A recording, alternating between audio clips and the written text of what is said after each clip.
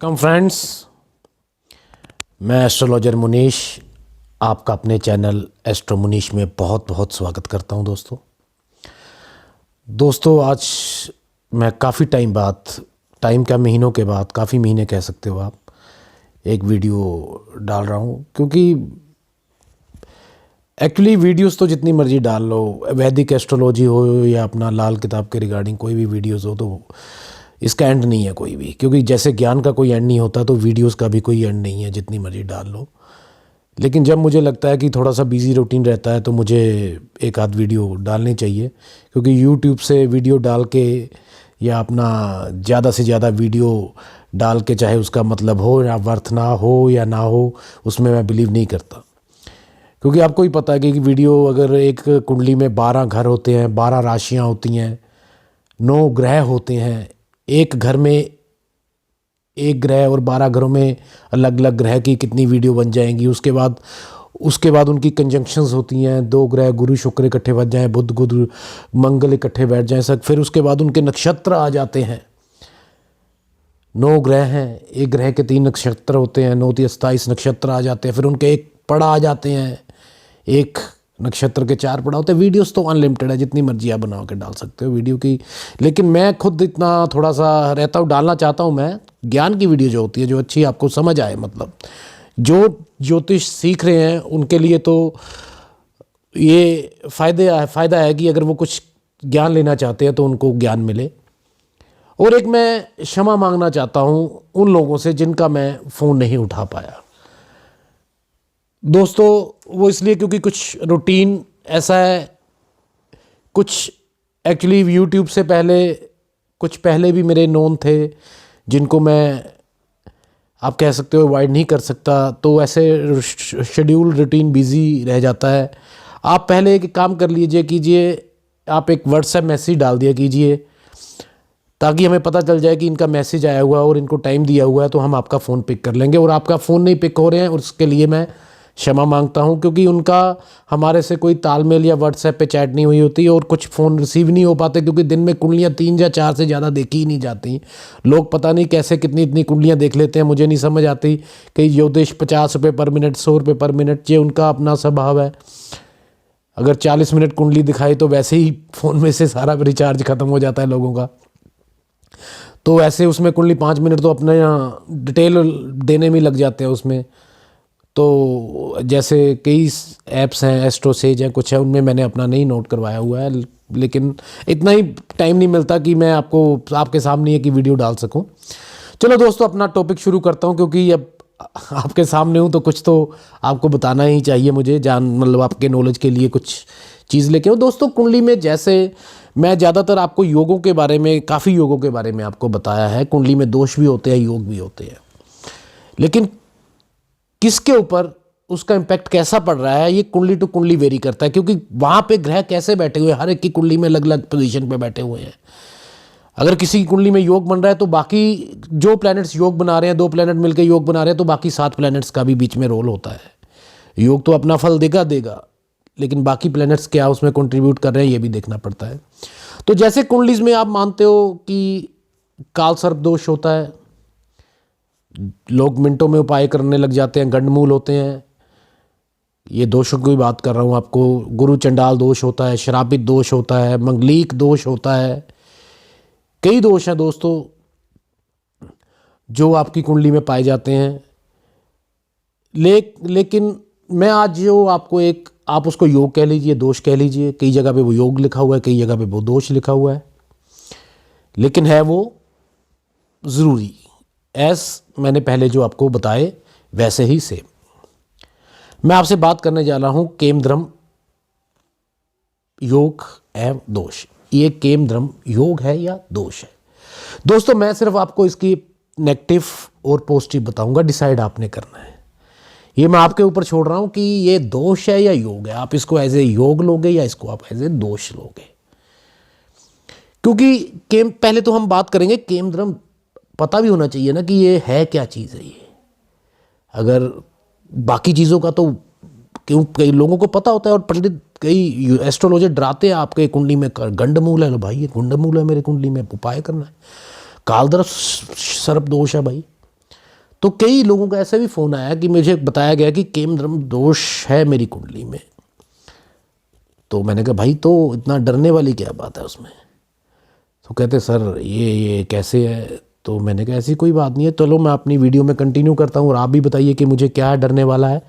दोषों से जो आप इतना डरते हो, दोष हर कुंडली में पाए जाते हैं, चाहे आप ऊपर ऊपर से कितने बड़े लेवल के मिनिस्टर या जो भी राजयोग भोग रहा हो या राजा हो, कोई भी हो, कुछ ना कुछ होता है, योग होते हैं, दोष भी होते हैं।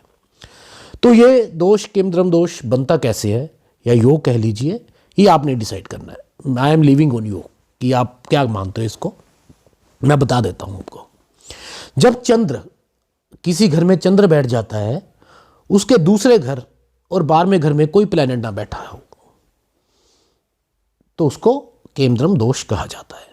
सिंपल सा फंडा।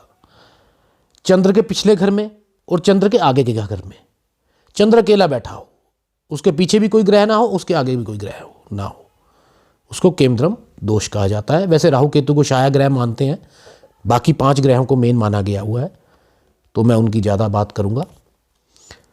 तो ये एक केमद्रम दोष माना गया है, और जिनकी कुंडली में ये पाया गया है वो लोग जो होते हैं वो निराशाजनक रहते हैं, जीवन में थोड़ी सी निराशा रहती है उनको।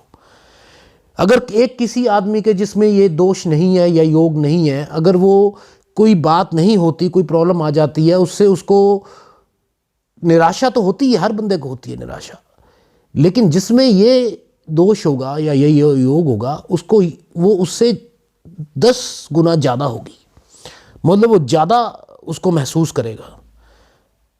डिप्रेशन कह सकते हो, निकल जाएगा, ये नहीं मैं कह रहा हूँ डिप्रेशन में चला जाएगा, ये आप बात नोट कर लेना। एक चीज़ होती है कि एक चीज़ को महसूस करना। एक बंदा एक बात को थोड़ा लाइटली लेता है, यार गलत हो गया, एक बहुत डीपली ले लेता है, यार ज़्यादा दिनों तक ले लेता है उस बात को। वो ज़्यादातर उन लोगों में होता है जिनमें केमद्रम दोष पाया जाता है दोस्तों। और ऐसे लोगों के साथ सब कुछ होने के बावजूद, सब कुछ होने के मतलब कि everything is in their pocket, सब कुछ होने के बाद भी आग झपकते ही कि बस सब कुछ निकल जाता है, और उनको खुद ही नहीं पता चलता कि ये मेरी मिस्टेक, की अगर मिस्टेक में भी उनकी हो, ज़्यादातर तो उनकी अपनी होती है, क्योंकि दोष पाया गया उनकी कुंडली में अगर पाया गया हो तो निकल जाता है हाथ से, तो ये भी दिक्कत आती है। ऐसे लोग जो होते हैं गुस्से वाले होते हैं, चिड़चिड़े हो जाते हैं, वो स्वाभाविक है, होंगे ही वो, अगर ऐसी कुछ चीज़ें घटनाएं होंगी तो उनको जो उनके नियर्स एंड डियर्स हैं, नियर्स एंड डियर्स आप कह सकते हो, घर परिवार के लोग, माँ बाप, बच्चे, बहन भाई, ये लोगों से भी थोड़ा सा खुल के नहीं वो ले पाते, कह सकते हो निराशा मिल जाती है कभी उनको, जो उनकी एक्सेप्टेशंस ज़्यादा होती हैं वो चीज़ उनको नहीं मिल पाती, तो वो निराशा ही मिलेगी। अगर आपका कोई चीज़ आपने सोच रखी हो वो पूरी ना हो, तो बच्चों की तरफ से हो जाता है कभी कभी, तो ये चीज़ें पत्नी की तरफ से मिल जाती है निराशा, कभी कभी माँ बाप की तरफ से मिल जाती है, मतलब आपके जो भी है सर्कल में जो आप कह सकते हो, ये चीज़ें फेस करते हैं जिनके चंद्र अकेले बैठे हुए हैं, केमद्रम दोष जिसको मैंने आपको अभी बताया है। लेकिन एक पॉजिटिव पॉइंट अब मैं बताने, अब ये चीज़ें तो मैंने आपको बताई हैं, और मैं एग्जांपल भी दूंगा आपको किन लोगों की कुंडली में ये केमद्रम दोष आप अच्छे तरीके से जानते हो, किन की कुंडली में, जिनके मैं नाम लूंगा आपको। लास्ट में आपने बताना है, आप कमेंट में सेक्शन में लिख के कि ये दोष है या योग है। तो उसके बाद ये लोग जो होते हैं ना, फॉरगिव नहीं करते हैं, सांसी होते हैं, हार नहीं मानते, जिस चीज़ पे अड़ गए बात को मनवाकर कॉन्फिडेंट और अपने आप को पूरा इंटेलिजेंट समझते हैं, होते हैं, मैं ये नहीं कहता, लेकिन समझते कंफर्म है, और होते भी होंगे तभी समझता है बंदा, लेकिन ये फॉरगिव नहीं करते, ये एक बहुत बड़ी पॉइंट है इनका। और स्ट्रगल करना इनका नेचर में होता है, स्ट्रगल करते रहते हैं, तभी ये लास्ट में आगे निकल जाते हैं दोस्तों। तो ये तो होगी कुछ अच्छाइयां। अब अगर ये दोष है तो ये भंग भी तो होना चाहिए, मैं तो पंडित एस्ट्रोलॉजर जितने होते हैं वो तो डराने के लिए थोड़ी ना बैठे हुए हैं, उपाय करने के लिए भी बैठे हुए हैं। मैं जबकि ज़्यादा उपायों पे यकीन नहीं करता हूँ, क्योंकि जो भगवान ने लिख दिया कुंडली में, एक बार लिख दिया, उसको आप 10-15% इधर उधर कर सकते हो उपायों के जरिए, बाकी तो जो भोगना है भोगना ही। एग्जाम्पल आपके सामने आ जाएगी अभी।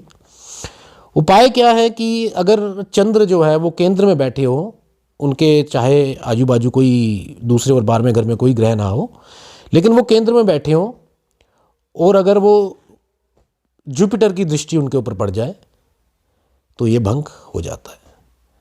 अगर कर्क राशि में चंद्र 10वें घर में बैठ जाए, या उच्च के होके बैठ जाए, वृष में बैठ जाए 10वें घर में, और गुरु की दृष्टि पड़ जाए तो भी ये भंग हो जाता है। इनके ऊपर काफ़ी ग्रहों की दृष्टियां पड़ जाएं, इसमें पाप और शुभ ग्रहों की बात नहीं कर रहा हूँ, चंद्र के ऊपर दृष्टियां पड़ जाएं तो भी ये न्यूट्रलाइज्ड हो जाता है। ख़त्म तो नहीं होता, ये सिंपल सी बात है, लेकिन कम हो जाता है। उसके बाद और चल पड़ते आगे। अगर गुरु के साथ शुभ ग्रह जो भी हैं, जैसे गुरु हैं, वीनस है, शुक्र और बुध बैठ जाए तो ये न्यूट्रलाइज्ड हो जाएगा, कम हो जाएगा। ये अपना ज़्यादा जितना डेंजरस इफेक्ट ये देता है उतना नहीं दे पाएगा। ये है इसके भंग होने के, यो मैं आपको चीज़ें बताई हैं जो मैंने, ये भंग होने की है। तो अब आ जाता है कि इनकी रेमडीज भी होनी चाहिए, कि अगर भाई जिनका तो भंग हो रहा है ठीक है, लेकिन जिनका पूरी तरह भंग नहीं हो रहा है वो क्या करेंगे, उन्होंने भी तो कुछ करना है ना। तो इनकी रेमडीज हैं, चंद्र का है ये दोष, केमद्रम योग दोष, ये आपने कमेंट सेक्शन में लिखना है। आप एक तो सोमवार को आप व्रत लिख रखिए, मंडे, एवरी मंडे, फायदा मिलेगा। सोमवार को शिवलिंग पे जाके कच्चे दूध के साथ अभिषेक कीजिए और ओम सोम सोमाय नमः का जाप कीजिए। और एक कनक धारा यंत्र आता है, उसको इंस्टॉल कीजिए अपने घर के टेंपल के ऊपर और 3 बार उसका जाप कीजिए। और वाइट चीज़ें जितनी भी है, वाइट मिल्क आता है उसमें, दूध, वाइट क्लोथ्स, चावल, ये अपना थोड़ा डोनेट दान की तरफ दीजिए, ताकि चंद्रमा अपना जो केमद्रम दोष जो मानेंगे उसका ये उपाय है। These are all the remedies, कि ये केमद्रम, कुछ और भी रेमडीज़ है, रेमडीज़ तो बहुत होती है, उपाय बहुत होते हैं। इसके लिए अगर मैं वीडियो में आपसे एक्सप्लेन करता जाऊँ वीडियो लंबी हो जाएगी दोस्तों। बात वही होती है कि बात आपको बतानी भी है, लेकिन कुछ कम टाइम में बतानी है, क्योंकि मैंने आगे भी आपको लेके जाना है। अब तो वीडियो आप अंत तक सुने तो आपको पूरी डिटेल में आपको आइडिया लगेगा, तभी आप डिसाइड कर पाओगे कि ये योग है या दोष है। बात करूँगा बिल गेट्स की। सब जानते होंगे बिल गेट्स कौन है, नंबर 1 उद्योगपति है वर्ल्ड के, रहे हैं कभी, आज भी हुए। उनकी कुंडली में भी ये कामधेनु योग है या दोष कह लीजिए, आप कमेंट सेक्शन में लिख देना। तो अब उनको क्या इफेक्ट आया होगा, मुझे तो नहीं लगा अभी तक कोई, मैंने ऐसी कोई चीज़ देखी नहीं है कि आया हो। दूसरे उसके बाद एक बहुत प्रसिद्ध गायिका है हमारे इंडिया की, आशा भोंसले, उनके भी केमद्रम दोष है, लेकिन उनके साथ हुआ है। एक बेटी की उनकी डेथ हो गई थी, दूसरे बेटे को आई थिंक कैंसर हो गया था, आप नेट पे सर्च कर सकते हो। उसके बाद एक कोई हार्दिक ऐसे मंगेशकर के नाम से हैं, उनके भी ये योग है। तो ऐसे कईयों के साथ ये अपना रिजल्ट तो देगा, कभी किसी को जल्दी दे देगा, किसी को लेट दे देगा। दोस्तों ये एक बात क्लियर है कि जो चीज़ दोष है, दोष भी मैं आप कह सकते हो, वो अपना जो योग है वो अपना रिजल्ट देगी। अगर वो आपकी ज़िंदगी में कुछ उसने नुकसान करना है या कुछ गलत करना है, चाहे वो लेट करेगी चाहे वो पहले कर देगी, कभी ना कभी भी डरेगी। इसलिए उसका उपाय आप अपने टाइम के हिसाब से पहले करवा लीजिए। ये एक एज ए एस्ट्रोलॉजर होने का मेरा, इस किताबों को पढ़ने का या इन चीज वीडियो बनाने का मेरा तात्पर्य है कि अगर आपको कुंडली में, अगर आपको रोज राजयोग कोई बन रहा है तो उसका बेनिफिट कैसे लेना है आपको डिस्कस करना चाहिए। क्योंकि अगर आप राजयोग आपको बेनिफिट दे रहा है 10%, आप 50% नहीं ले पा रहे हो, 100% नहीं ले पा रहे हो, तो वो आप अपना नुकसान कर रहे हो। कोई आप में दोष बन रहा है, उसका आप बेनिफिट नहीं ले रहे हो तो आप नुकसान अपना कर रहे हो, उसको आप रेमडीज नहीं कर रहे हो, और उसका थोड़ा सा उपाय करके अगर उसका कम हो जाता है तो आपको निराशा से आप बाहर निकल जाओगे, डिप्रेशन से आप बाहर निकल जाओगे। तो ये आपको थोड़ा बहुत करना चाहिए। मैंने खुद कहा है कि मैं इतने उपायों में ज़्यादा नहीं जाता हूँ, क्योंकि भोगना तो आपने है, लेकिन उसको कम किया जा सकता है और राजयोग का बेनिफिट आप ले सकते हो। और एक आपको एक बात मैंने कई वीडियोस में बताई है, इस बार फिर मेरा बताने को मन कर रहा है कि अपना जो अच्छा ग्रह है उसका दान कभी नहीं करना, क्योंकि जो आपका ग्रह ही अच्छा है उसका दान करके, उसकी चीज़ों का दान करके आप उसको कमज़ोर कर दोगे। और जो आपका नीच ग्रह है उसको स्ट्रोंग कभी नहीं करना, क्योंकि जो नीच होगा, जो आपके लिए करने ही गलत आया हुआ है, उसको आप स्ट्रोंग करके वो और गलत करने के लिए तैयार हो जाएगा। एक तो वो आपको मारने के लिए बैठा हुआ है, दूसरी तरफ आप उसके हाथ में हथियार दे दोगे तो वो तो आपका गला ही काट देगा। ये चीज़ों का ध्यान रखने वाली बातें होती हैं। कुछ लोग उच्च ग्रह का दान करवा देते हैं, वो आप उसका उच्च का फल नहीं ले पाते। कुछ नीच को स्ट्रोंग कर देते हैं और वो और नीचता दे देता है। ये चीज़ें कंसल्ट कर लिया करो, किसी से भी कंसल्ट कर लिया करो, लेकिन थोड़ा सा जानकारी आपको होनी चाहिए दोस्तों। वीडियो में आपके लिए 1000, 1500, 2000, 5000 तक वीडियो इजीली बन जाएंगी, जितनी मर्जी ला दो। वीडियो का कोई मतलब नहीं है जब तक आप उन चीज़ों को ध्यान से नहीं सुनोगे या समझोगे। मेन समझने की बात होती है। 10-12 चीज़ें मेनली आप समझ जाओ तो आपको पता चल जाएगा कि मेरी कुंडली में ये कैसे और क्यों हो रहा है। आपने अपनी कुंडली और अपने घर की कुंडली का देखना है, पूरे विश्व की कुंडली का ठेका आपने नहीं लिया, क्योंकि आप यू आर नॉट एस्ट्रोलॉजर। ये हम लगे जैसे लोगों के ऊपर छोड़ दीजिए कि क्या कितना कुंडली में क्या असर हो रहा है, क्या किसी की में हो रहा है, लेकिन आपको अपनी कुंडली के बारे में जरूर पता होना चाहिए। तो आप अपनी कुंडली में जो मैं आज वीडियो बना रहा हूँ उसके बारे में देखिए। तो दोस्तों अब उसके बाद अब मैं आ रहा हूँ भगवान राम की कुंडली के ऊपर। उसमें भी केमद्रम दोष था। कर्क लगन की कुंडली थी, बड़ी स्ट्रॉन्ग कुंडली होती है कर्क लगन की। और कर्क लगन की कुंडली में उनके लगन में चंद्र और गुरु दोनों साथ। कर्क के चंद्र अपनी राशि में, गुरु उच्च के कर्क में, तीसरे घर में राहु, चौथे घर में शनि, उसके बाद 7वें घर में मंगल, 9वें घर में शुक्र और केतु, और 11वें घर में बुध। अब उनके भी लगन में चंद्र बैठने से दूसरे घर में और 12वें घर में कोई भी ग्रह नहीं है, तो केमद्रम दोष बनता था, लेकिन भंग भी हो रहा था, क्योंकि गुरु साथ में बैठे हुए हैं। गुरु साथ में बैठे हुए हैं, मंगल की दृष्टि पड़ रही है। इतना ये होने के बावजूद भी, गुरु चंद्र अपनी राशि का होने के बावजूद भी, गुरु कर्क के होने के बावजूद भी, और गज केसरी राजयोग भी बन रहा था उनकी कुंडली में, लगन में ही। ये होने के बावजूद भी राहु पराक्रम भाव में बैठा हुआ है। ये होने के बावजूद भी शनि अपना तुला का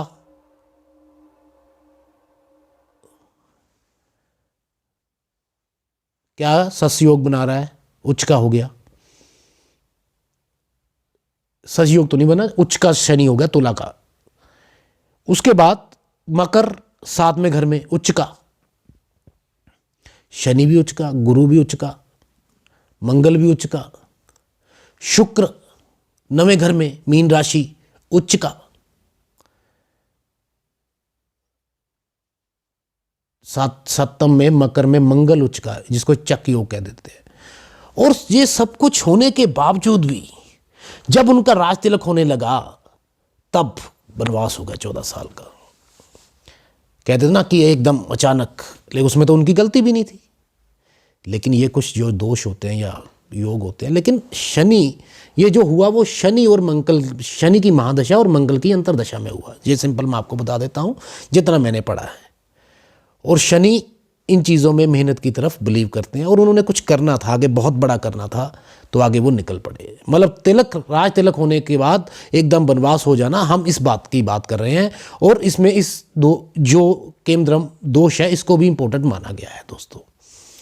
तो दोस्तों इतना फर्क पड़ जाता है इन दोषों और योगों के साथ।